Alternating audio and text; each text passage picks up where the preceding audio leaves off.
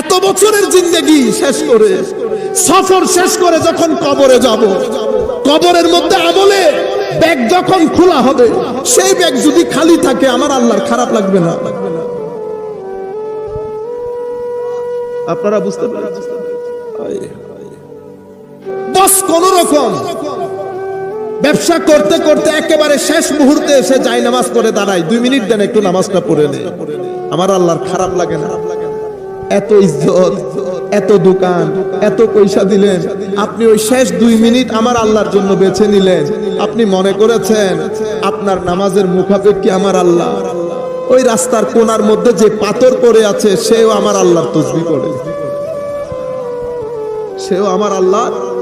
আপনারা যে খড়ের উপর বসে আছেন সেই খড় আল্লাহর জিকির করে, বাঁশ জিকির করে, প্রত্যেক অণু পরমাণু ধূলিকণা আল্লাহর তাসবিহ পড়ে, ফেরেশতারা পড়ে। বস দেখ লিয়া हमने रिश्तों का तमाशा, बस देख लिया हमने रिश्तों का तमाशा, मखलूक पे उम्मीद के हर दीप बुझा दे, मखलूक पे उम्मीद के हर दीप बुझा दे, एक तुम हो फकत मैं हूँ और आलम हूँ हो, ए हुस्ने अज़ल सारी हिजाबात उठा दे। আমরা যখন নামাজ পড়ি, নামাজের মধ্যে আমরা থাকি কিন্তু আমাদের অন্তর থাকে না। কত চেষ্টা করি মন রে নামাজের মধ্যে একটু থাক, আমরা আল্লাহু আকবার বলি, মন বলে না। আমরা রুকুতে যাই সুবহান রাব্বিয়াল আযীম পড়ি, মন বলে না। মন অন্য জায়গায় ঘুরে, ব্যবসায়ী ঘরে বাইরে কত মানুষের সাথে। আমাদের নামাজ হচ্ছে এইটা। এই কারণে 30-40 বছর নামাজ আদায়ের পর আমাদের ব্যক্তি জীবনের মধ্যে কোনো পরিবর্তন আসে না। আমরা মিথ্যা বলতাম, বলেছি, এখনো বলছি। লুঙ্গি হাঁটুর উপর তুলে হেঁটেছি, এখনো হাঁটছি। গালি আগেও দিতাম, এখনো দেই।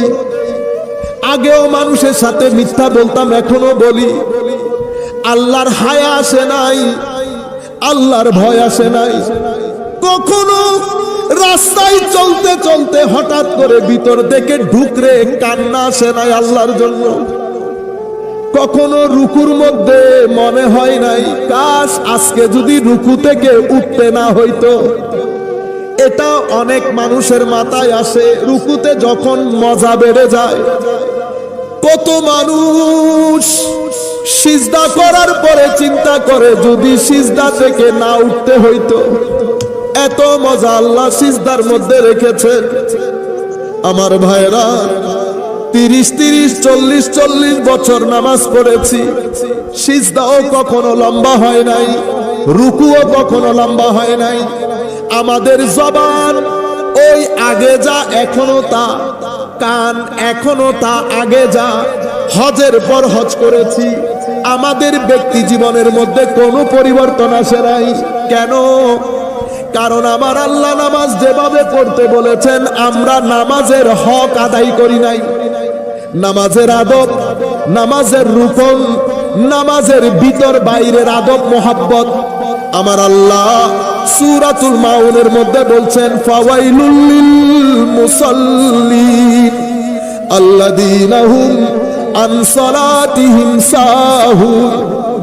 ধ্বংস সেই মুসল্লি। হায় হায়, আল্লাহর দরবারে দোয়া করি আল্লাহ যেন আমাদেরকে এই মুসল্লিদের কাতারে দাঁড় না করিয়ে। সবাই আমিন বলে। আমার আল্লাহ বলছে ধ্বংস সেই মুসল্লি।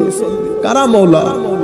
যাদের নামাজের ভিতরে রুকনের ঠিক না, আরকানের ঠিক না, আদাবের ঠিক না, বস কোন রকম ব্যবসা করতে করতে একেবারে শেষ মুহূর্তে এসে যাই নামাজ পড়ে দাঁড়াই, 2 মিনিট দেন একটু নামাজটা পড়ে নেই, আমার আল্লাহর খারাপ লাগে না?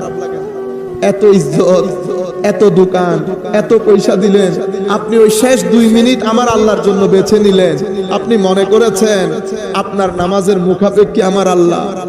ওই রাস্তার কোণার মধ্যে যে পাথর পড়ে আছে সেও আমার আল্লাহর তাসবিহ পড়ে, সেও আমার আল্লাহ। আপনারা যে খড়ের উপর বসে আছেন সেই খড় আল্লাহর জিকির করে, বাঁশ জিকির করে, প্রত্যেক অণু পরমাণু ধূলিকণা আল্লাহর তাসবিহ পড়ে, ফেরেশতারা পড়ে। আপনার তার দরকার ছিল? দরকার ছিল। এখানে কেন করলেন? কারণ নামাজের প্রতি আপনার মোহাব্বত নাই, আসক্তি নাই, টান নাই। আমার আল্লাহর এমন নামাজের দরকারও নাই। আমার নবী হাদিসে পাকের মধ্যে বলেছেন, এই নামাজগুলা ব্যক্তিকে আল্লাহ থেকে কি করে দেয়? দূরে সরিয়ে দেয়। আল্লাহ আরো দূরে সরিয়ে, তিরমিজি শরীফের মধ্যে এসেছে, কারো কারো নামাজের সওয়াবটা 1 গুণ। কয় গুণ? 1 গুণ। 10, 9, 8, 7। আপনারা একটু সচেতন হন। আমরা বোধহয় অন্য চিন্তা করতেছি, মানে সকালে উঠতেছি, কৃষি কাজ করতেছি, চলে যাচ্ছি, আসতেছি। না না, আপনার ঘর 2টা, তো 2টার জন্য খাদ্য তৈরি করতে হবে। বিদেশ থেকে এসে আপনার ছেলে 5 বছর পরে এসে 1 ব্যাগ নিয়ে যদি চলে আসে, খারাপ লাগবে না আপনার? আপনি তো মনে করবেন অনেক ব্যাগ, ঠিক না? খুলবে, জিনিসপত্র বের করবে, সবার ভালো লাগে। এত বছরের জিন্দেগি শেষ করে, সফর শেষ করে যখন কবরে যাব, কবরের মধ্যে আমলে ব্যাগ যখন খোলা হবে, সেই ব্যাগ যদি খালি থাকে, আমার আল্লাহর খারাপ লাগবে না? আপনারা বুঝতে পারছেন?